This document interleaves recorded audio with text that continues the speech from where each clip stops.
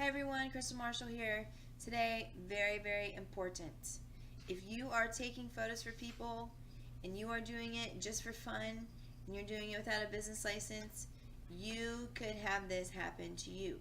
So I decided to do a photo shoot with my family, and it was for Easter, and we were all dressed up and everybody had their little spring hats on. It was really cute, and we were in the downtown area, and I was sitting on a bench, and I turned my foot wrong, and I had this huge splinter in my foot. No, we're not talking about like a little piece of wood stuck in the foot. We're talking about like lodged in there. We're talking about like a half an inch splinter like lodged in my foot.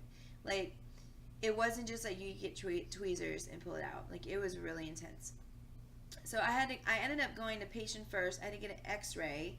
I had to get 3 numbing shots for them to literally like surgically open up my foot for them to pull this splinter out, basically.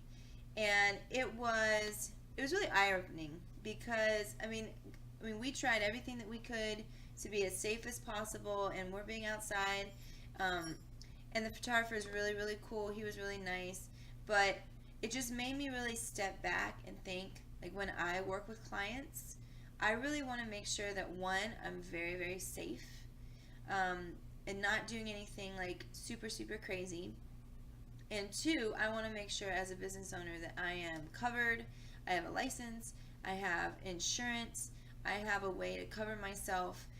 If somebody was to get hurt on a photo session, God forbid, and have to go get an x-ray and have to pay the copay and have to pay all the fees that go along with that.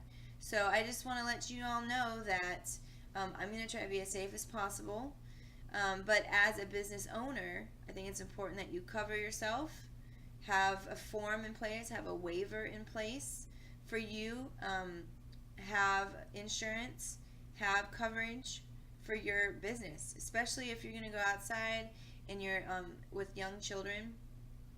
That's why I cannot stress enough. If you take photos for people and you just do it as a hobby, even, I would be very, very careful about doing photography as a hobby.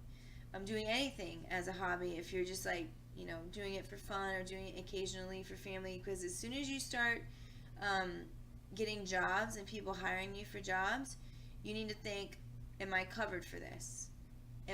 What if somebody ends up in the hospital because of doing something for me for this particular hobby that I'm in?